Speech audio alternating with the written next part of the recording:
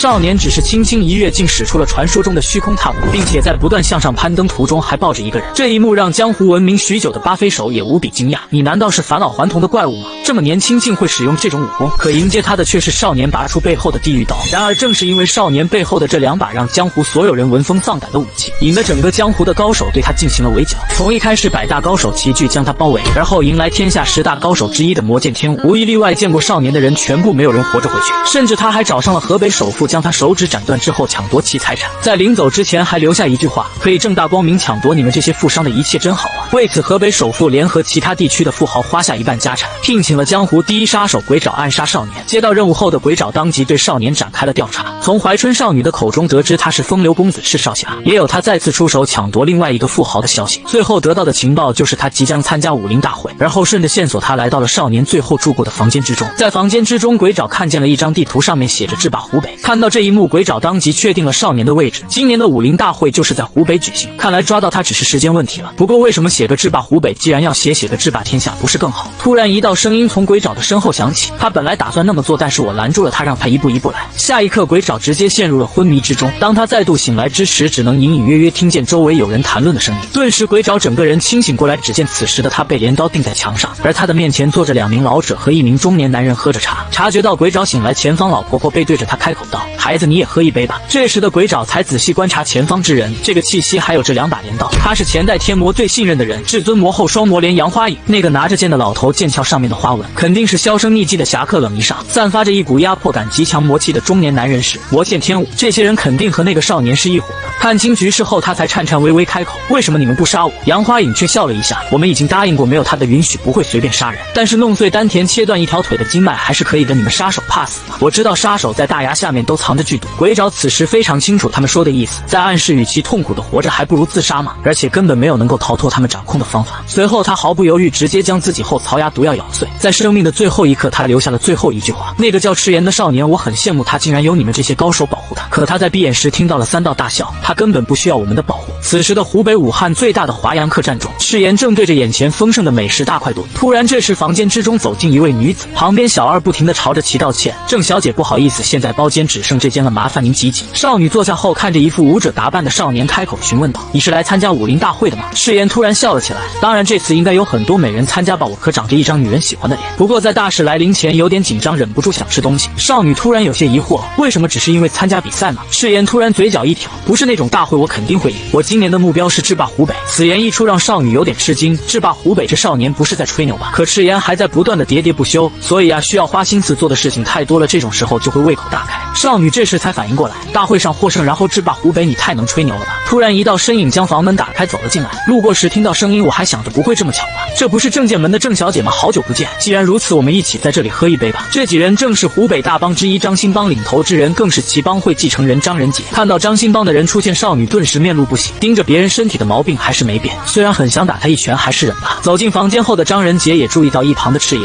随后他直朝着赤炎所在的方向走去，这里还有别人啊。接着将几枚铜板扔到饭菜上，这是给你的餐费，如果你吃完了给我让出位子的。赤炎拿着筷子指了指，你这点钱也不够菜钱了，后面还有菜呢。此言一出顿时让张仁杰挂不住面子，我好言劝你的时候别不识抬举。这时的他突然看到后面2把背部包裹着的武器，原来你觉得自己是江湖人不愿意掉了面子，那就让我来看看你的武器怎么样。下一刻当张仁杰将手握在武器上时却愣在了那里，这把刀为什么会这么重，我根本拿不动分毫，如果现在打退堂鼓肯定会很丢脸的。顿时他将所有内力齐聚于手臂，用力提向上方，僵持了好一会后才将刀向上提起了1厘米，随后他才气喘吁吁地回头看向赤炎，这是用来锻炼肌肉的道具吧，还是有点重量。赤炎这时一脸无辜地走过去轻松接过刀，这不是练习用的道具啊，这是我的武器。张仁杰脸色阴沉了下去，内力不断凝聚，你在和我开玩笑吗？突然少女出现挡在2人中间，住手，别在这动手，这里是客栈。张仁杰突然松了一口气，嬉皮笑脸地看向少女，你用这么火热的目光看着我是对我感兴趣吗？不过我们刚好要一起参加龙凤宴，在那之前先亲近一下也不错。少女却直接将张仁杰手掌拍开，对不起，我决定和别人一起出战了，你以为依仗家族势力强迫我就可以了吗？张仁杰面色顿时严肃起来，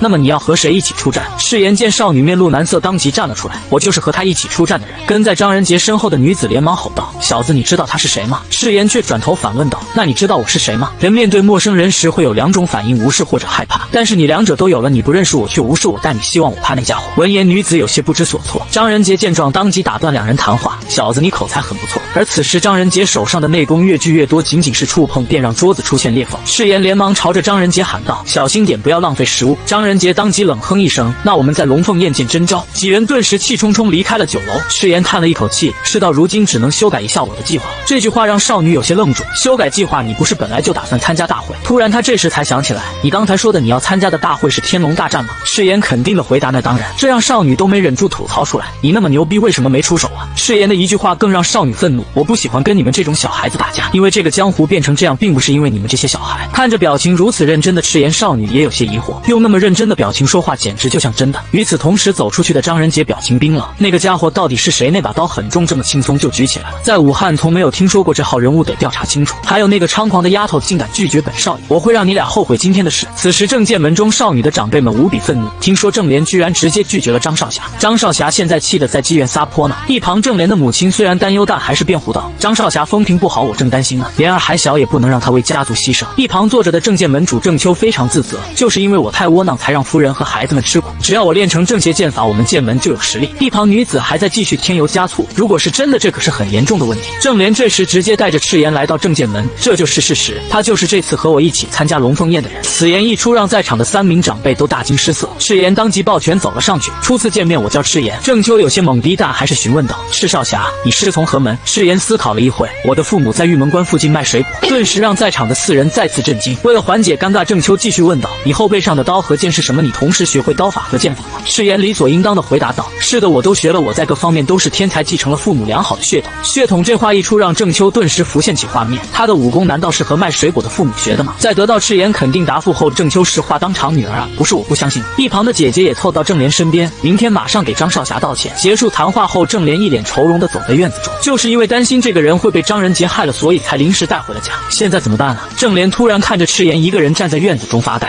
随后走过去询问起来：“在这里站着干什么？睡不着吗？”赤炎看见来人是郑莲，便回头说道：“今天晚上有事情要做，我要出去杀几人人。”此言一出，让郑莲一脸尴尬，他为什么每次开玩笑都这么杀气腾腾的？那个水果店难道也是随口说的吗？随后他还是叹息了一声，开口：“明天早上吃完早饭，你就快些离开这里吧。”闻言，赤炎突然看向郑莲，笑了起来：“你这是在担心我吗？”郑莲顿时脸红，急匆匆走开：“我只是担心你遇到张家那些人，你父母会为你担心。”随着夜越来越深，一座冒着散发着红光的塔楼之外，几名守卫正坐在门口谈论着他们最近杀掉的人，还时不时传来阵阵爆笑声。突然，一道身影出现在他们面前，见状，几人爆笑出声：“小鬼，你是谁？为什么站在这里？知道这是哪吗？黑店吗？我知道，被称为浪人市场的地方。”几人再次笑了出来。现在世界真的变好的小鬼都赶上黑店了。赤炎眼露凶光：“如果你继续说小鬼，我会杀了你。”其中一人直接起身，本来想看着你是小鬼的份上放你一马，但是你太没礼貌了。瞬间，他长刀直直的朝着赤炎砍去，赤炎却丝毫不慌，稍微一偏头便躲过攻击。下一刻，手掌挥出，化作无数道残影，轻描淡写的拍在男子的腰上，顿时让其愣住。见状，后方3人哈哈大笑起来：“这个白痴居然被小鬼打了，你干脆别做这行了。”突然，站在赤炎前方的男子直接倒地不起。后方3人这时才发现事情的严重。赤炎并不理会几人，自顾自开口：“现在这一刻对我很重要，今天是我为了未来踏出的第一步，所以我下定决心了。”3人反应过来后，齐齐拔出武器：“小鬼，你干了什么？”可这时赤炎已经拔出长刀来到几人面前，换做平时我不会杀人的。随后一刀斩出，3人身体瞬间被刀光腰斩。很可惜你们刚好今天遇到了我，所以再见了。仅仅是片刻之后，黑店之内无一活口。赤炎也一层层往上走，来到顶楼房间门口。当他将门推开之后，里面坐着一个身材臃肿的胖子，身边还有几名女子服侍，其中竟还有着一位身材佝偻的男子在一旁倒酒。赤炎见状丝毫不惧，缓缓朝着房间中走去。看来你们气氛不错呀。胖子喝下一杯酒后，面色凶狠地看向下方：“你要买谁？闹得这么大，满身是血的赤炎咧嘴一笑：“这间房最贵的人。”上方黑店店主笑声顿时响彻整栋楼：“毛都没长齐的小子竟然要买我！你小子有那么多钱吗？我要50万两！”赤炎从怀中扔出一叠银票：“给你50万两，这笔交易可以完成了吗？”胖子看着下方，眼神凌厉，以为只是个耍嘴皮的蠢货，竟然这么有钱。他包里好像还剩一些钱。如果我说要涨价，你会失望吧？如果杀了你，拿走所有钱呢？赤炎露出一抹邪恶的笑容：“那我可能会更失望的。”胖子大手一挥，身边几名女子走到赤炎身边：“那你就更失望了。”胖子看着被迷惑的小鬼笑了出来：“进入这个房间的瞬间你就中招了，这可是麻痹男人理性的顶级术法，唤系极乐舞。”可就在其中女子拿出武器朝着赤炎攻击时，却被他轻松挡住。随后一脸笑意看着女子：“你的舞很棒，所以我不想杀你。”接着那武器瞬间从他手中消失，朝着前方射去。瞬间武器直接将胖子身后柱子上的彩灯击碎。赤炎身边的几名女子大惊失色：“什么？他竟然破解了我们的术法，而且还发现了这些灯是唤系极乐舞施展用的道具。”这时赤炎才开口询问后方女子：“你们几人有没有喜欢这个胖子？”几名女子互相看了一眼，随后才开口：“当然没人会喜欢他。”赤炎这时才明白，你们是被被强迫的吧，既然如此，走吧，不用担心他了。但看着上方杀气腾腾的胖子，他们却丝毫不敢动弹。赤炎却丝毫不怕对方动怒，继续道：现在你们只需要鼓起勇气离开就行了。胖子顿时哈哈大笑起来，打断了赤炎的话：你的演讲不错，我答应你们几个现在离开这里吧，不过后面我抓到你们会把你们撕成碎片的。几名女子面色惊恐，不敢多言。赤炎这时却露出一个比他更凶狠的表情：那么我先把你做成肉酱。两人之间爆发出一股无形的气势，开始交锋。随后胖子如坠冰窖，怎么回事？他的这股杀气到底是哪来的？直到几道感谢声将他从深深的恐惧中拉了回来。只见这时几名女子已经走到了门口，鞠躬朝着赤炎道谢：谢谢少侠您帮助我们离开，他还给了我们这么多钱，我们不会忘记您的恩情的。胖子这时怒火中烧，我竟然被这家伙的杀气吓得动不了，只能看着他们逃跑，这算什么鬼样，真不爽。下一刻他的手臂突然膨胀起来，将手上金镯子都给撑碎，随后脚掌朝着前方轻轻一踏，将地板都踩出一个大坑。只见此刻的胖子身形直接膨胀数倍，今天我就让你见识见识我的独门武功。看到身形膨胀数倍，赤炎越加兴奋了起来，我如果狠狠揍你，你会不会变得更大？突然胖子一拳狠狠地朝着赤炎所在的方向砸下，见赤炎躲过，胖子再次出拳朝着半空中的他袭去，赤炎却不慌不忙轻松躲过攻击，胖子却越发愤怒，你这个只知道躲的小老鼠，我迟早会把你捏成粉末。赤炎这时已经来到了胖子的头顶，我很讨厌你这种家伙。随后一脚狠狠地朝着胖子的头颅踢去，他就如一颗炮弹似的直接被踢飞几米远后狠狠砸在墙上，感受身体受到的疼痛，他却爆发出更强的力量。但赤炎并没有打算停手，手中石子一弹，直接将胖子的手臂弹断。手臂断裂之后，胖子只能无力地倒在地上。这小子是我从未见过的高手。随后赤炎再次一拳狠狠地砸在胖子的腹部，受到如此严重的伤，胖子只能无力地瘫在地面。赤炎这时开口：我已经买下了你的命，现在就把你带走。胖子此刻只能有气无力地回道：你想把我用在哪里？赤炎却疑惑地看了他一眼：我要买的不是你，是他。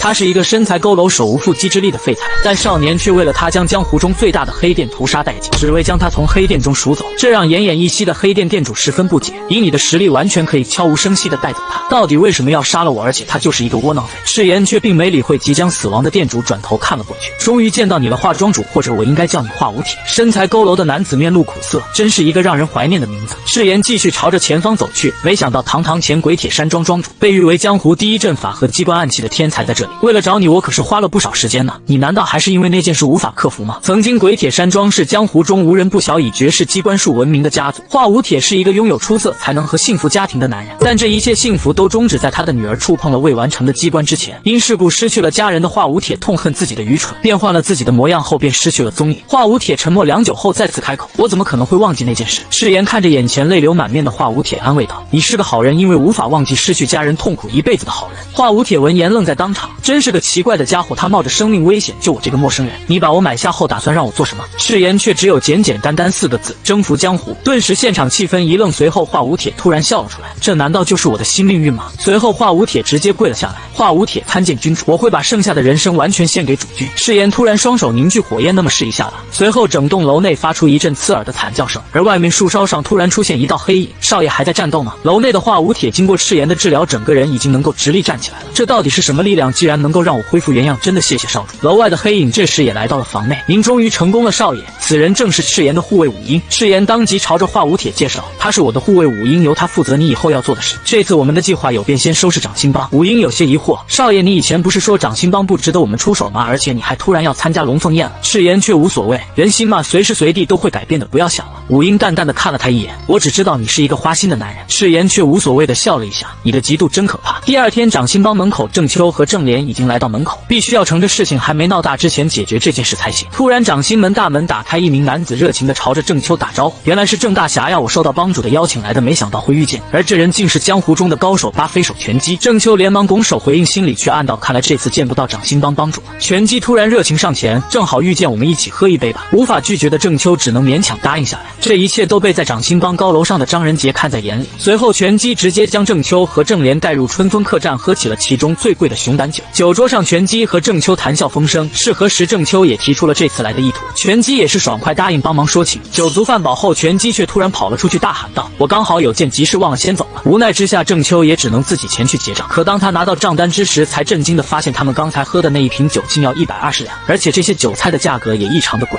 虽然知道自己可能是被坑了，但郑秋只能叹了一口气：我今天带的钱不够，明天可以吗？老板这时才露出自己的意图：我们家不接受赊账，不过我乔门主这么可怜，可以帮帮你，你去拿钱把你女儿留在这里。郑秋当即挡在几人面前：难道你们想拿我女儿当人质吗？当然了，你没钱只能能让他担保了，如果实在没钱，还能让你女儿接客。闻言，郑秋异常愤怒，但并不敢随意动手。这里不是普通的酒馆，而且眼前这几个人身手不凡，和我的武功都差不多。突然，一道声音从众人身后传了过来：“文主，我们又见面了。”只见赤炎这时身穿一袭红衣，朝着柜台走来，接着将手中的酒壶直接拍在柜台上。老板，酒味有点怪呀，里面是不是放了什么东西？而且我刚才在房间里听到这里会有大人物来，你们竟然给大人物卖假酒！老板眼神冰冷，警告地看了一眼此言，我觉得你喝醉了，最好小声点。赤炎却直接大声喊了出来：“这里卖的熊胆酒是假的！”霎时间，柜台周围聚集起了一众食客。老板见人越聚越多，只能连忙道歉，他只是在耍酒疯，大家别在意。赤炎却无所畏惧，耍酒疯，我给各位看看那个证据。如果我能证明这个酒是假的，今天这家店的收入归我了。老板阴冷地看着眼前少年，如果你证明不了呢？赤炎轻蔑一笑，那就让你拿我的胆泡酒。随后赤炎直接将一众食客带向酒馆后院中。每次仆人从这里拿酒，你们不觉得奇怪吗？为什么把酒藏在这么远的地方，而且还在铁门上上锁？见状，老板还想解释几句，赤炎却直接将库房破坏，将酒缸拿了出来。老板顿时着急忙慌，想上去阻拦，必须阻止他。如果客人看到了那个后果，无法想象。既然如此，只能先把这个少年杀了，然后趁乱把酒拿走。赤炎却并不打算给他们反应的机会，直接将整个酒缸摔碎。瞬间，漫天的酒混合着不明的虫子漫天飞舞起来，这让看到这一幕的食客们面色惊恐。这酒里面怎么会有虫子？赤炎却笑嘻嘻地拿起一碗酒，有谁敢喝？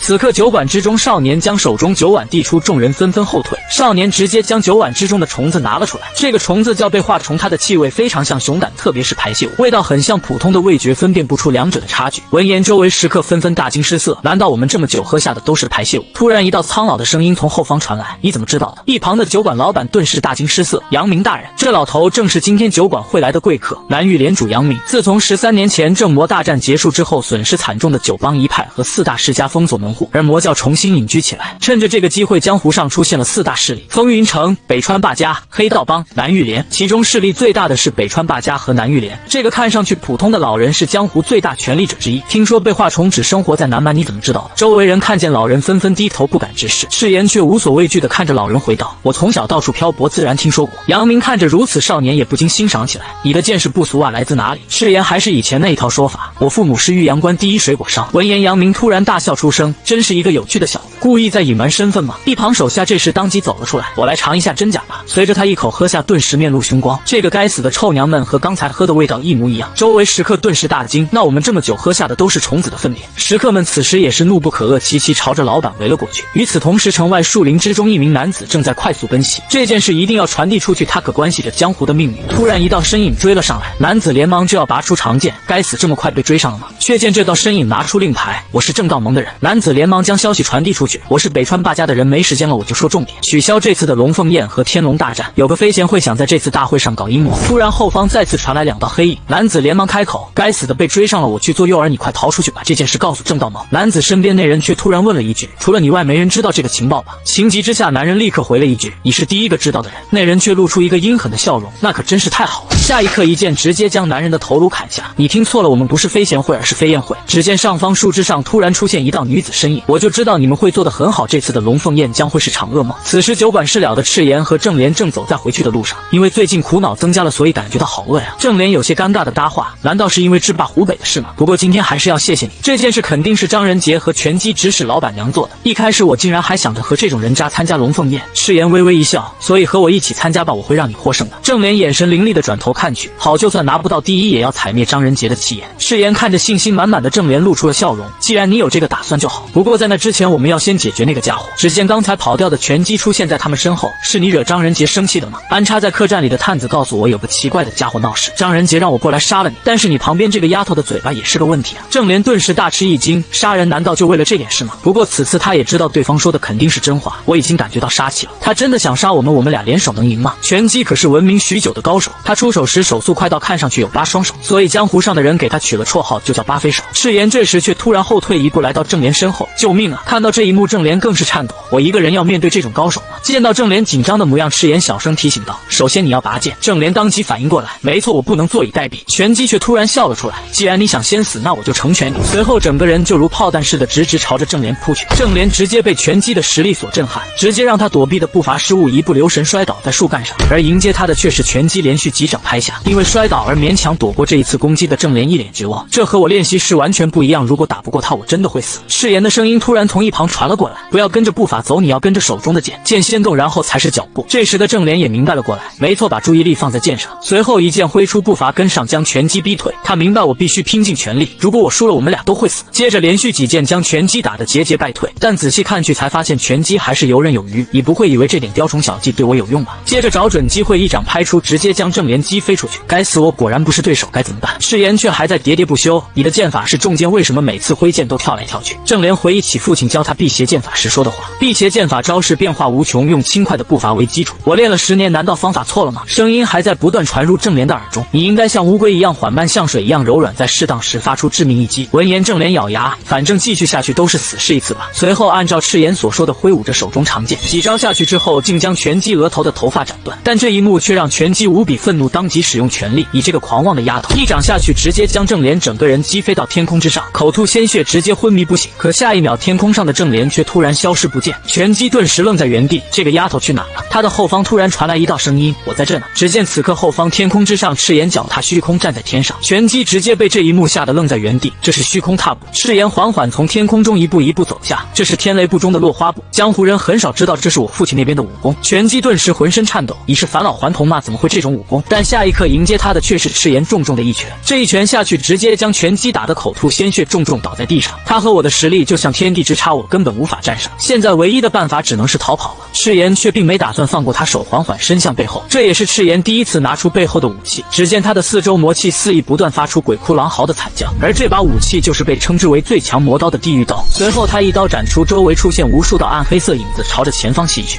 地狱刀之中封印着一种神秘的邪恶力量，仅仅是斩出一刀便能爆发出一股能够吞噬一切的恶念，而且那股邪恶力量更是能追踪持刀人想攻击的目标。被力量侵蚀后的人身体瞬间遍布血丝，下一刻直接被这一股力量撑爆，身体4分5裂。拔出刀后的少年也会被这把刀影响，成为喜好杀人的恶魔。所以当他将敌人击杀后，立刻便收起了武器，将被拳击打晕后的郑莲背在背上，朝着家走去。一段时间后，郑莲也逐渐从昏迷之中苏醒过来，他见到自己被少年背在背上，立刻害羞起来。我醒了，快放我下来。赤炎却并没有听他的话，继续将他背着。别下来了，你受伤了。不过那家伙也是真不走运，竟然被你昏迷前最后一剑刺中。我见他倒下了，连忙上前补了一剑。闻言，郑莲脸色一白，我刺中了他，并且还将他杀死了。赤炎回头看了他一眼，难道他是僵尸吗？被刺中心脏还能活着？此言一出，郑莲浑身颤抖的害怕起来，他死了，我竟然杀人了。赤炎见状，只得开口安慰起来，你别这么在意，那种人就该死。而且拔出剑后，如果狠不下心，那是对剑的侮辱。郑莲看着眼前之人，突然觉得他是个捉摸不透的人，明明看上去傻乎乎的，但有时候又好像变成了另外一个人。突然一道声音打断了他的沉思，现在才开始呢，今天晚上只是我们踏出的第一步呢，后面还有龙凤宴、天龙大战，随后就是称霸湖北。愣愣的郑莲一段时间后也重重的点了一下头，是，后面还有很长的路。与此同时，远处的一条小道上，曾经的3位顶尖高手正坐在一辆驴车上，双魔莲杨花影和侠客冷一上一脸凶狠的看向前方的天武，东西买了吗？天武一脸尴尬的从背后掏出一笼小笼包，在这里，2名老人一脸喜悦的拿起小笼包吃了起来。马上就要到武汉了，这么慢悠悠的走也不错，让我想起了以前的事情。你知道这老家伙在20年前第一次见到我时说什么了吗？冷一上顿时暴跳如雷，你怎么又说起了这件事？当初他看到我后拔出剑，压低声音说，至尊魔后，我对你过去做的坏事不感兴趣，但是如果你敢踩了我家公子的影子，我会让你当场命丧黄泉。冷一上尴尬的直摇头，那时我还是分不清天高地厚的时候啊。杨花影见到冷一上这副模样，笑得更加开心。天武这时有些疑惑，那时的公子指的是谁？杨花影回答道，那当然是赤炎的父亲，不然还能是谁？冷一上笑了起来，不过时间过得可真快，此言已经长到可以参加龙凤宴的年纪了，那些小家伙们可要倒大霉了。天武却反驳道，不可能吧，赤炎少爷不会对小孩子们出手的，如果他们没做犯贱的事情的话。这时的掌心帮内张仁杰无比愤怒，那家伙竟然还活着。一旁的手下立刻答道，是我刚看见他和郑小姐从正剑门走出来。张仁杰顿时大怒，拍桌子，拳击那家伙在搞什么鬼，连杀他们这种小事都做不好。但他却得到了拳击从昨天出去之后再也没回来的消息，这让张仁杰心瞬间沉到了谷底。拳击消失了，那家伙还活蹦乱跳的，难道是那个家伙将拳击杀了？下一刻他突然又大笑出声，我是不是疯了，竟然会有这种想法。虽然不知道他是怎么活下来的，不过等到龙凤宴时就会知道那是实力还是走了狗屎运。随着时间流逝，很快就到了北川霸家举行龙凤宴的日子，无数年轻侠客纷纷赶到武汉聚集，其中更不缺乏江湖上豪门家的少爷小姐，连如今江湖中的霸主4大家族的人也纷纷参加。北川霸家的继承人南岳连继承人，其中的美人更是数不胜数，而此刻的赤炎却如一个显眼包似的不断朝着周围挥手，谢谢各位支持我，一定会获胜的，别担心。这让让周围的观众都一脸尴尬。这家伙是谁啊？你们认识吗？站在赤炎身后的郑莲这时都恨不得将自己脸埋入土里。他一点都不紧张吗？我现在竟然有点羡慕他的粗神经。随后赤炎还嬉皮笑脸的看向他，这里装扮的不错呀，北川霸家是不是很有钱啊？看到这一幕，郑莲却开心的笑了起来，答非所问的回答道：“这个吗？赤炎，我们这次一起加油吧！”看到郑莲笑得如此开心，赤炎当即答道：“好！”一声暴喝突然打断了两人的温情。八组的龙凤们从这里入场，见状，郑莲连忙拉着赤炎跑过去。到达前方后，那人却说道：“你们进入房间之后，什么都不要碰，在里面等着。”闻言，赤炎却有些疑惑，怎么说的希望我们碰什么东西似的？这时的房间之中已经聚满了人群，纷纷讨论着这次大会。看到这一幕，郑莲也有些疑惑，他们都在里面等着做什么呢？难道第一道关卡就要比武吗？赤炎却并没有理会郑莲的话，愣愣地看向前方。见状，他也朝着赤炎看的方向看去。你在看什么东西吗？只见上方挂着一个牌匾，入籍开会，是进入房间之后大会马上就开始了的意思吗？赤炎却笑了起来，果然是我想的那样。你不觉得这幅画有点怪吗？闻言，郑莲仔细观察着牌匾下方的画，一会后，郑莲突然大叫起来：“我知道了，里面有18人，手里拿着不同的武器，是18般武器。”赤炎直接开口表示：“不是18般武器，它是用来吸引目光的陷阱。你再仔细看看，里面还藏着其他东西。”在观察一段时间后，郑莲终于发现了一点，画里的江湖人好像在打架，但是他们却看着同一个地方，就是最下方那个老头手中的香炉。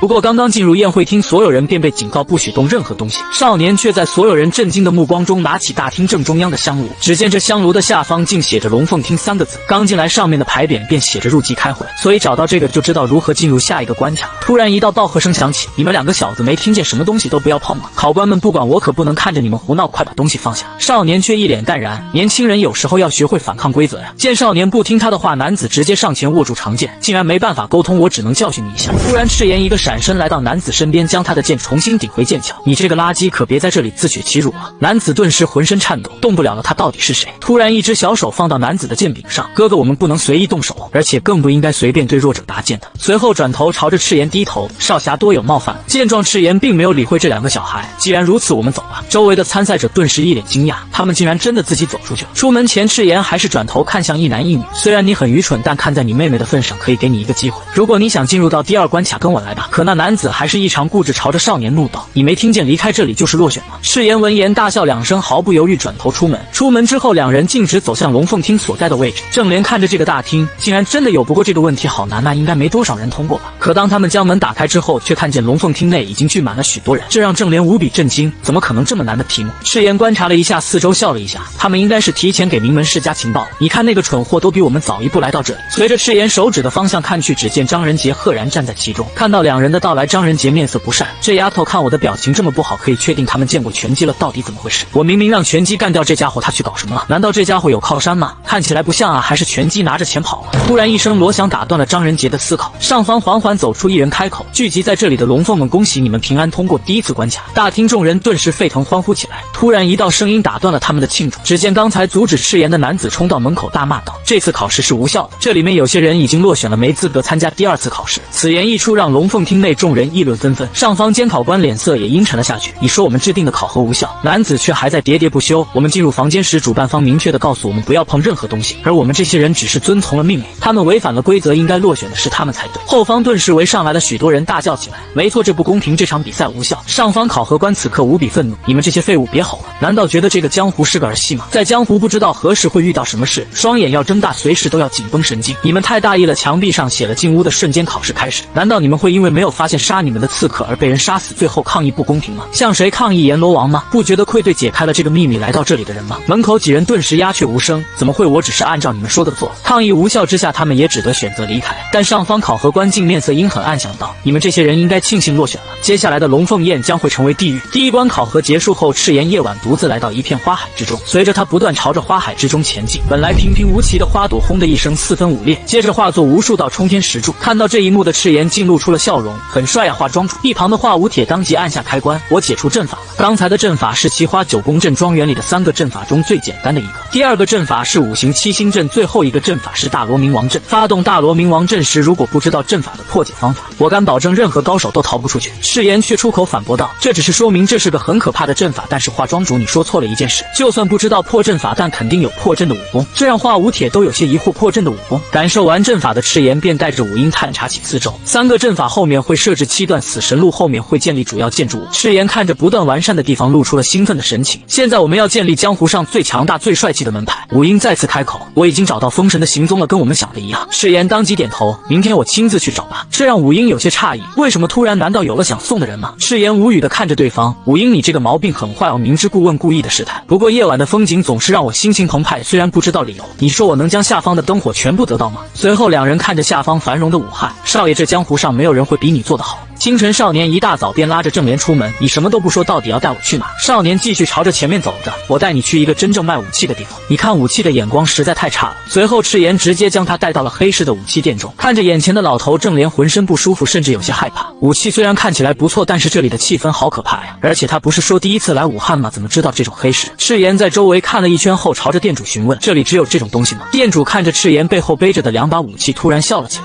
我就知道你看不上这些会要别的东西的。看在你这么识货，给你看符合你身份的武器吧。”只见店主拿出一只散发着蓝色光芒的盒子，这是冰玉手。郑莲看着盒子里的武器，也不禁感叹：好美的匕首。下一刻，一句话瞬间让他大惊失色：这一把武器15000两。赤炎这时却欣然接受了这个价格。如果买了有没有赠品呢？这让店主也有些疑惑。赠品你想要什么？赤炎直截了当开口：我随便在你这里拿一个。店主顿时思考起来，他知道这里的都是普通物品，为什么还会要这些东西？不过他还是当即答应了下来。赤炎手指直接朝着一个方向指去，那我就要这个。这一指不仅让店主意外，郑莲也是大惊失色。你在开玩笑吗？店主恢复后却露出了笑容。可以，但是我能问一下你的名字吗？当店主得知赤炎名字后，也有些疑惑。我第一次听说这个名字，但是这个小年轻居然认出这个东西，也就是说他的师门或者他本人的内力很强吗？难道他背后的那把刀和剑？随后回应道：不容易啊，这东西终于遇到主人了，以后我还能见到你吗？赤炎顿时笑了起来，拿到赠品后我们见面的机会很多。两人这暗地里的交流让一旁郑莲感到一脸懵逼。刚刚走出黑市，郑莲就开始在一旁不断的输出：你这个笨蛋怎么能用15000两买一把飞刀啊？而且你要的赠品居然只是一个破手套，你到底是疯了还是笨蛋呢？不对，是个发疯的笨蛋。不对劲，你哪来那么多钱？还是说你是个有钱人家的少爷？赤炎将手套清理干净后，转身朝着他开口：别吵了，把手给我。你戴上这个可以帮你提高武功，你在第7层停滞不前吧？这让郑莲都有些疑惑，你怎么知道我功力在第7层的？而且这个东西真的能帮我吗？你不是在骗我吧？赤炎却大言不惭道：这世界上就没有我不知道的东西。接着将郑莲的手握住，就算是不起眼的东西也会有特有的力量。戴上手套时，你要抱着虔诚的心感受一下。闻言，郑莲一愣，接着狠狠地点了一下头。赤炎直接将手套戴在郑莲的手上，手套只是刚刚戴上，四周就散发出耀眼的光芒。随后四周狂风乱作，郑莲连忙询问这是什么东西，有一股奇怪的力量。还不等他有所反应，席卷而来的大风突然涌入手套之中，那手套瞬间与郑莲的手掌完全融合在一起，一股股奇异的气息开始不断在郑莲体内蔓延。这到底是什么力量？这不是普通的武器，它绝对是神物。赤炎看见一切风平浪静，开口道：他接受你了，我果然没有看走眼，你有这方面的才能。疑惑的郑莲看着手中手套，接受了我吗？这上面的风又是什么？赤炎直接将自己的手套也拿了出来，打个招呼，这个是风神，两人各带一个，我们靠近时手套会有反应，但是现在你的内功太弱，感觉不到，但我能知道这可是传说中的东西。手套的主人是300年前天下第一高手拳王风神，一句话，他是宝物中的宝物。你现在可以用手挡住剑气，不过你的内功太弱，会伤到手，但绝对不会被剑砍下。这时的赤炎回头看了一眼，却见到郑莲愣愣地站在原地。你为什么对我这么好？赤炎并没有回答，只是笑了一下，看着眼前的少女。很快夜幕降临，也迎来了龙凤宴的第2个关卡。只见关卡正中央摆放着一块石板，而且那石板之上还布满脚印。考核关见众人齐聚，当即开口：今年龙凤宴的第2次关卡就是考验步法，考试内容很简单，从这里到那里就行，但是有2个条件，必须要踩上这里的脚印，而且2个人一起合作配合。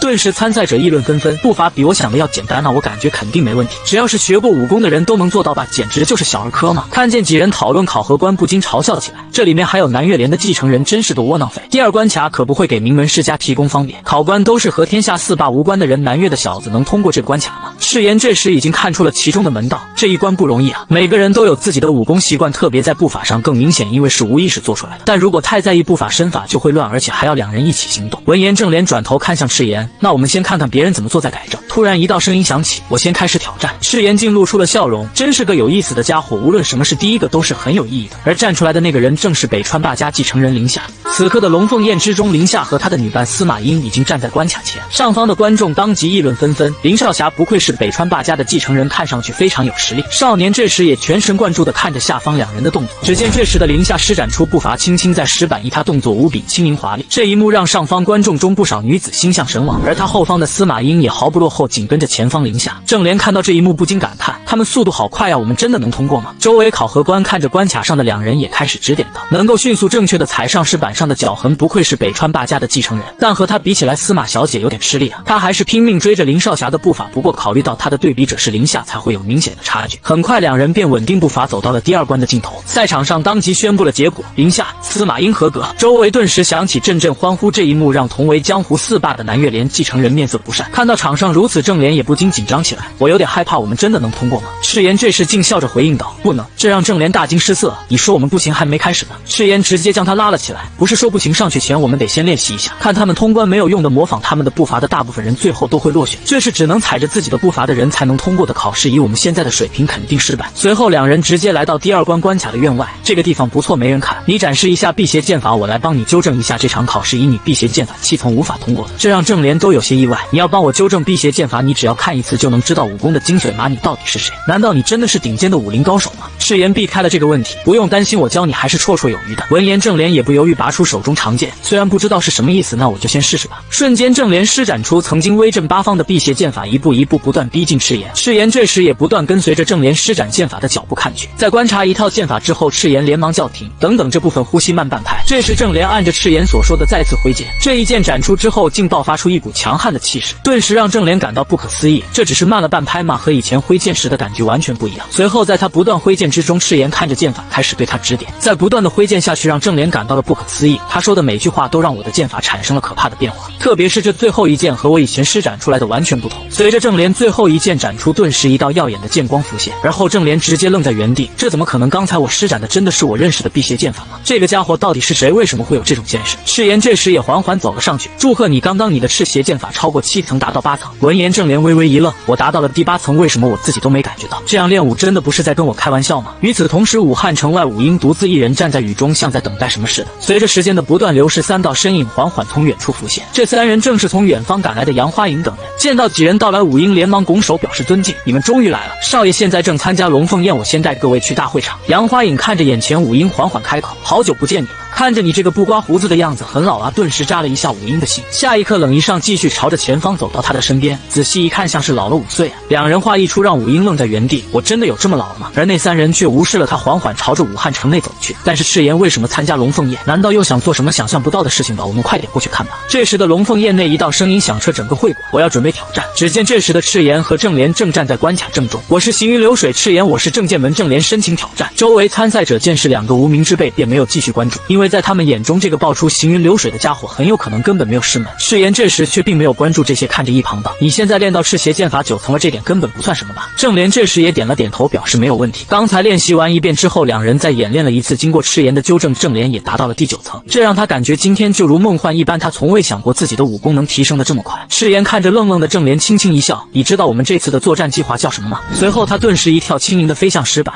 我给他取名为龙凤双辉。此刻的龙凤宴擂台之上，赤炎和正莲2人飞快的在石板之上前进。赤炎看着正莲进步如此之快，也欣慰起来，你的进步还是很快的。正莲也笑得无比开心，我的身体居然做出这些动作，真神奇，这就像是我与生俱来的天赋似的。赤炎看了一眼他，继续道：“人心理解事物，身体操控事物，这就是理解武艺精髓的过程。”然而就在2人的谈话之间，很快便通过了考核。正莲看如此轻易的通过，一脸震惊，我都不记得自己是怎么走过来的。考核官的宣布声也就此落下，赤炎正莲通过考核。从会场出来后的赤炎就看见了等候他许久的杨花影3人，见到几人，赤炎立刻脸上堆满笑容，朝着他们扑了过去。但下一刻迎接他的却是杨花影的镰刀，将赤炎的拥抱拦住之后才开口：“你小子现在怎么这么恶心了？不知道还以为你是我亲孙子。我听武英说你在建立属于你势力的庄园，现在把事情搞得这么大，打算怎么办？”赤炎自信满满：“还能怎么办？我打算吃下这个江湖。你以为统一江湖那么容易吗？抛开天下4霸9帮1派，你打算怎么做？4大世家又怎么办？还有最主要的魔教，你打算怎么解决他们？”赤炎却不管这些，这些事不是还没有发生吗？现在我们最主要的是先拿下湖北。随后他朝着武英开口：“你先招待一下长辈们，我得去再抓回来一个人。”赤炎这时竟将正莲也带了过去。2人刚刚到达山顶之上，一个和尚便从里面走了出来：“你们是谁？无缘无故进入神境之内？”正莲直接被他的话吓得连忙道歉，而和尚看清2人之后，顿时一脸惊恐，接着转头就往房间内走去。“2位年轻人啊，你们随便玩。”赤炎却直接开口：“先别走了，丑怪，你逃不过我的眼睛。”丑怪也是无奈，老天真的是太无情了，你这个恶鬼一样的家伙，怎么会知道我在这？随后他直接开始撕扯起起自己脸上的面具。郑莲见状有些疑惑，他是谁？赤炎看着前方之人笑道：“小偷、骗子、医生，他会8种不同的才能。”郑莲大惊失色，在8种领域中有特殊才能，难道他是八方丑怪前辈？八方丑怪这时还是面露不善，年轻人还知道江湖上的这些前辈吗？赤炎却直接将手放在丑怪头上，而且他还是我的徒弟，这家伙曾经和我打赌，赌输了，而赌注就是输的人当徒弟。丑怪却还是不服气，当初绝对有人在背后帮你这个用卑鄙下流手段欺骗我的骗子。赤炎并不打算理会他，今天我有事相求，你虽然是个庸医，却是个实力不错的庸医，我需要你帮我医治一个患者。丑怪却直接拒绝，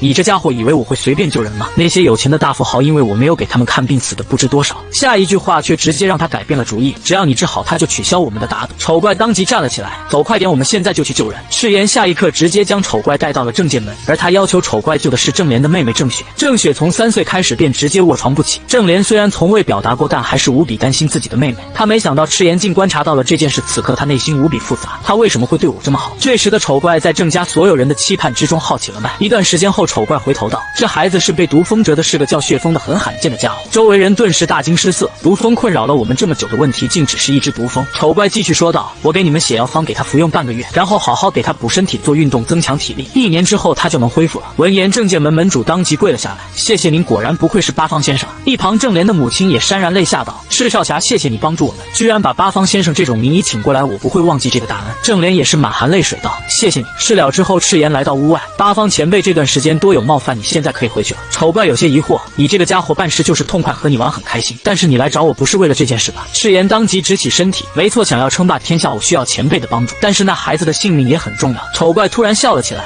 ：“3年前你还是个冒失的小鬼时就说过，你的梦想是建立一个出色的江湖，我那时觉得那只是小孩子痴人说梦，但是现在的你好像懂事了很多，你的梦想还没有改变吗？”赤炎直接点了点头：“没错，还是那个。”顿时传来一声大笑：“那好，让我看看吧，你说的出色的江湖是什么样的？”赤炎表情难得严肃起来：“这可能要赌上性命，你不后悔自己说的这句话吗？”丑怪重重的点了点头：“正好现在的日子过得非常无聊，我需要一点乐趣。”第二天清晨，龙凤宴的第3关也正式开始。这次他们所经历的考核需要在一个东湖上的小岛上举行。远处一艘大船不断的朝着举办龙凤宴的小岛前进。一名男子躺在柔软的大床上，看着前方小岛，不知道名门世家的女人是什么滋味呢？此刻龙凤宴刚刚开始，考官直接拿出一面旗子介绍道：“这就是龙凤旗，得到这个龙凤旗的人则通过第3个关卡。不过他不是靠着武力抢夺你们看见的这2扇门中，从左侧的门进去，围着小岛转一圈后会从右侧的门出来。也就是说，这座岛本身就是第3个关卡。最快回来的4对龙凤获胜，这也意味着只有8个人能得到这只旗子。但是光靠轻功绝对得不到龙凤旗的这座岛上机关重重。”此言一出，让周围参赛人也面露难色，机关会不会有生命危险？考官这时也适当的拿出了机关使用的武器，不要太担心，看见这个木头剑吧，机关用的不是真剑，是这种木头剑。被关进机关后逃不出来时，可以呼喊周围的考官，考官一直都会跟在你们身边的。最后祝你们好运。听完规则后，赤炎和郑莲立刻朝着目标进发，看着四周空无一人，郑莲却有些疑惑，这条路怎么都没人走，我们是不是走错了？赤炎当场开始了自己的课程，走没人走过的路才有旅行的意义啊。不过考官不是说他们会一直跟着我们，为什么我们走了这么久我听不到任何动静？此话一出，让郑莲就有些害怕，你一点都没有察觉周围有人吗？接着转头朝着前方走去，会不会是我们走得太偏僻了，他们没跟过来，快点去找其他人吧。下一刻，郑莲感觉到一股杀意，瞬间他直接将自己手中长剑拔出，一剑朝着后方挥了出去，将袭来的攻击挡住。可他后脑勺处再次飞来一支箭矢，赤炎连忙上前将其挡下。郑莲看到赤炎挡住，长舒一口气，还好你接住了，不然我们就淘汰了。这个速度的话，就算只是木剑还是很危险的。赤炎却愣愣地看着手中的剑，射出的暗器都是真的有人换了机关。突然一声惨叫从远处传了过来，赤炎当即反应过来，使用轻功，快，我们去前方看看。见状，郑莲连忙跟上赤炎的步伐。与此同时，小岛边上的一艘搁浅的船引起了岛上护卫的关注。我们好像没有收到过有船靠岸的消息，难道是哪个笨蛋不小心闯入了龙凤宴的会场？突然一道黑影从船上掉了下去，当两人定睛看去，那东西竟是一颗人头。这时上方船上也传来一道声音，竟然还有其他考核官，我早就命令手下将所有考核官全杀了，怎么一个两个不停地冒出来？两人闻言连忙拔出手中长剑，你快去通知严冲考官。后方一人立刻朝着岛内跑去，我马上回来，你小心点。还不等他话说完，一道锁链出现在他面前，将头颅摘了下来，这让前方打算阻拦的考官震惊不已，你居然敢杀北川霸家的人！但下一刻迎接他的却是和刚才那人同样的下场，而出现这人正是邪道第一色魔阴虫，现在可以好好享受一下岛上的女子了。这时岛内情况也不容乐观，无数考生齐聚树林之中，考生之中已经有许多被暗器杀害的人。发生的这一幕让身为江湖四霸的几位继承人也不知所措，无数考生开始打起了退堂鼓。为什么好好的大会成了这样？管他什么龙凤会，我现在就要离开这里。接着他便开始在树林之中不断呼喊着考官。不过这时不管他如何呼喊，周围也是静悄悄的一片。郑莲看到这种情况也有些疑惑，为什么没人来呀？上岛时那么多考官呢，好像哪里出了问题，我们回去起点看看吧。赤炎却直接拒绝了这个提议，那可不行，现在这座岛变成了巨大的陷阱，如果是有人故意弄的，应该早料到我们会回去，可能安装了更可怕的机关，而且离开指定的道路会掉入阵法的。他们想要的是我们继续朝着这条路走下去。少年缓缓开口，有人在这里布下了阵法，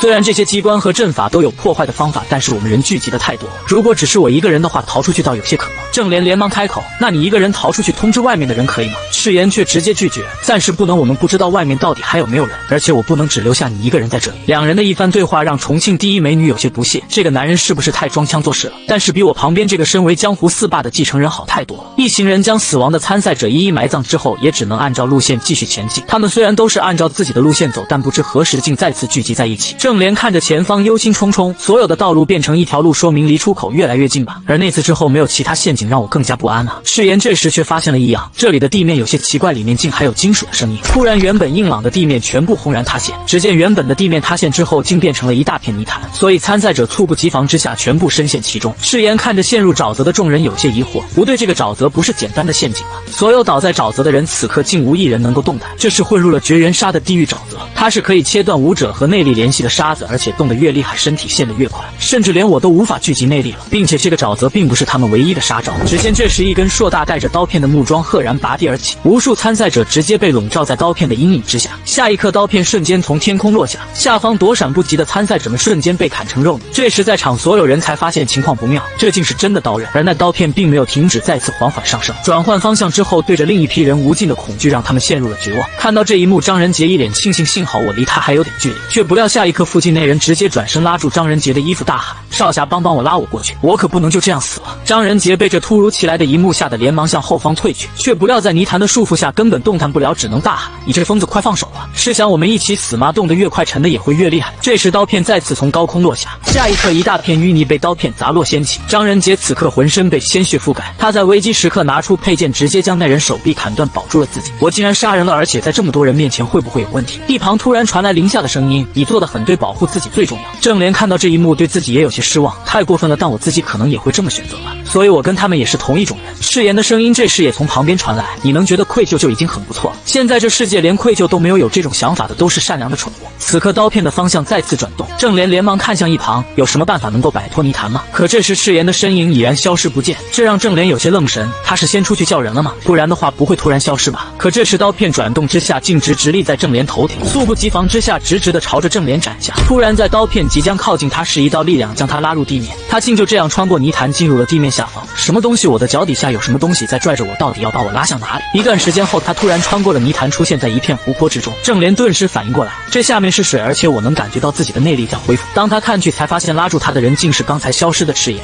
他是立志要称霸湖北的少年看上的女孩，可遇到危险之时，少年竟第一时间将他推出了安全地带。随着少年用力之下，郑莲身体不断朝着水面上浮去，下一刻直接冲破沼泽飞向天空之中。随着不断攀登之下，郑莲很快就来到了机关之上。突然一道声音从虚空之中传来，就是现在砍掉机关。郑莲当即反应过来，这个声音是赤炎的传音，但随着少年将他推出的力量耗尽，郑莲直朝着地面砸下。见状，郑莲连忙拔出长剑插入木桩之中稳住身形。停下之后的郑莲闻到了一股非常浓郁的血腥味，靠我的实力用剑气砍下这么大的木桩太勉强了，而且我根本没有使用过剑气。这时他听见了下方的惨叫，无数参赛者已经因为这道机关死亡，就算活下来的也付出了断肢的代价，哀嚎求饶之声源源不断的传入郑莲的耳朵之中。这一刻郑莲下定了决心，我必须把这个砍掉。随后他攀登上机关顶部，赤炎告诉过我高手和二流的差别，稳定心神，相信自己一定能砍掉，趁改变方向之前砍下，才能阻止出现其他牺牲者。随后他体内开始凝聚内力，把注意力放在剑上，从我第一次握剑开始，一天不落的专心练武，为了就是在危急时刻挺身而出。这是我将毕生所学倾注的一招剑法。接着他将手中长剑挥舞起来，顿时感觉到一丝异样，我带着封神的手感觉到好热，内力竟自己凝聚在手中长剑之上。随后他挥剑狠狠朝着前方斩出，一道剑气从剑身之中斩出，直朝着木桩袭去。当剑气划过之后，硕大的刀片连着木桩齐齐被切了下来。这一幕让下方还活着的人兴奋大叫，快看上面的装置，终于被切下来了，我们活下来了。见到下方人群露出劫后余生的笑容，郑莲也稍微松了一口气。当机关解决之后，所有人再次踏入走向终点的路途，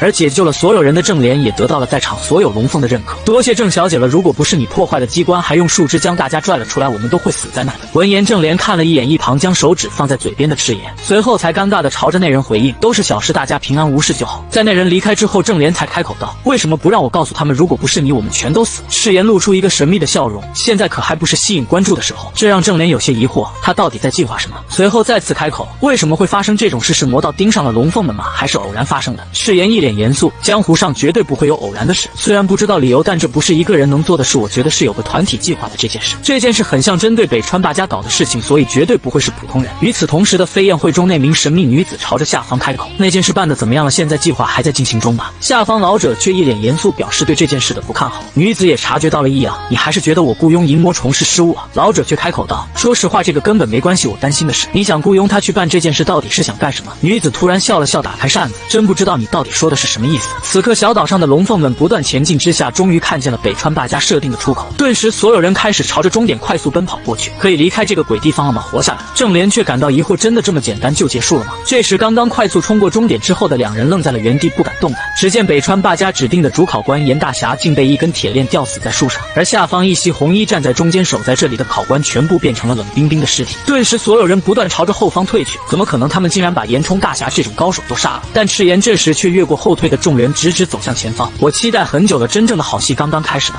他直接在所有人面前介绍起来，应该有一些人还不认识我。江湖中大家给予的我名号是银魔虫。此言一出，周围龙凤全都大惊失色，他竟然就是银魔虫，传闻中强行扑倒过无数女人用于采阴补阳的家伙。每一个被他扑倒后的女人都因为失去精血而亡。赤炎一脸笑意地看向一旁的郑莲，听起来就好可怕，还好我不是女人。然而这时对方人群中一个老大妈已经满脸淫笑地看着赤炎，这个少年细皮嫩肉的看起来好好吃的样子。感知强大的赤炎当即察觉了这道恶意，身体顿时打起了寒战。银魔虫这时并不理会众人的异样，雇佣我们的人说了让你们体验一下什么叫地狱，不过有这么多女人，我一天之内吸不了所有阴气，真是让人惋惜。郑莲小声朝着赤炎开口：“雇佣他的人是你前面猜测的团体吗？”赤炎也有些疑惑，不打算杀了我们又要做出这么下流的事，好像有一种非常憎恨这里的某些人的感觉。张仁杰这时也有些坐立不安，凑到了林夏面前：“林少侠，我们联手杀了这个色魔吧。”林夏却拒绝了他的提议：“你和我联手能杀死严冲考官吗？别说严冲了，可能随便挑出一个考官，我们联手都杀不掉。眼前这个家伙虽然是个色魔，但却是高手中的高手，正面攻击并不明智，而是愚蠢的行为。”突然这时一道暴喝声响起，顿时拔出长剑：“你这个肮脏的家伙，你知道你在对着谁做出这种事吗？”而这人正是南岳连的继承人杨伟。只见这时他手中长剑已然直直朝着前方刺去，银魔虫却丝毫不惧，冷笑一声，下一刻手臂化作一道血红色光芒，将杨伟的手臂缠住，随后轻轻一拉，直接将杨伟手臂拉断，长剑也随之落下，顿时让杨伟不断发出惨叫：“你知道我是谁吗？敢动我！”银魔虫手掌再次出击，紧紧将杨伟脖子掐住，直接将他提到半空中。刚才一直大声嚷嚷，我还以为是什么狠角色呢，原来只会耍嘴皮子。杨伟看见眼前一幕，顿时胆战心惊。突然这时他想起了爷爷曾经说过的话，打架靠的是气势。杨伟昂起头颅，恶狠狠地看着前方之人：“你这个杂碎，我迟早杀了你！”但下一刻银魔虫一巴掌直直地扇了过去，直接将他扇得口吐鲜血。这一幕将下方众人都看呆在原地。然而这还没有完，无数巴掌不断地在杨伟脸上来回攻击，仅仅是几个呼吸之间，直接将杨伟扇得失去意识。郑莲看着前方，我们需不需要动手？大家一起站着的话，只会被他一个一个杀死。男人却握住了想上前攻击的郑莲：“等等，他不会杀人的。”那个冲动的家伙还算有些胆识，熬过这一次之后，会对他的人生有很大的帮助。这时银魔虫也已经停止了攻击，看着如一条死狗似的杨伟笑了起来：“我早就应该这么做了，给你们点颜色看看才会老实。”随后直接将杨伟扔到一旁，从一开始就这么乖乖听话多好啊。这时他突然看见一旁上去扶杨伟的女人，顿时大惊失色：“姑娘，你长得真好看，叫什么名字？”女人冷淡地看了前方一眼：“薛碧。”银魔虫当即露出满足的神情：“重庆第一花薛碧花果然和传闻的一样，听说绿水山庄是名门世家，你的内功应该很精纯，但是只找你一个人怕是有些不够。”接着他在人群之中快速扫视，一眼便相中了站在赤炎旁边的郑莲，就是这个女人简直完美，快把他们俩带到后面去，然后把剩下的人好好盯着。手下顿时有些疑惑：“盯着吗？我们应该趁外面的人发现之前带他们离开这座小岛才对。”银魔虫此时已经不管不顾，一把将他抓住：“我来这里等的就是这一刻，敢顶嘴，我把你们都杀了！”这时一道声音却打断了银魔虫的怒：“等等，你不能带走他，我和这个女人可是一对龙凤，所以是同生共死的关系。”这一句话让银魔虫都有些愣住。所以你想要什么？赤炎咧嘴一笑：“我的意思是你要带走他，也得把我带着。”银魔虫也是被这一句话整得笑了起来，简直是个疯子。那就一起来吧。来到山洞之中，银魔虫笑得无比灿烂：“我一辈子从来没见过这么美的女人，而且今天遇到的还不是一个真是走运呢。你们两个看起来还是关系不错的情侣，以前我也遇到过这种情况。在我动手时，男的在一旁看着又哭又闹，别有一番风味，所以我对这次办事还是非常期待的。”突然一道身影闪过山洞中，篝火瞬间熄灭，而另外两人也直接晕倒在原地。银魔虫大惊失色：“什么情情况他们俩什么时候被点穴的？绝对不是眼前这个女人我一直看着她的那么会是她吗？赤炎这时眼神直勾勾地盯着银魔虫笑了起来，银魔虫当即确定，直接挥舞手中武器朝着赤炎砸去。赤炎只是轻轻一跃，轻松躲过攻击，随后落下后脚尖轻点锁链，瞬间朝着银魔虫袭去，接着一掌狠狠地朝着银魔虫拍下。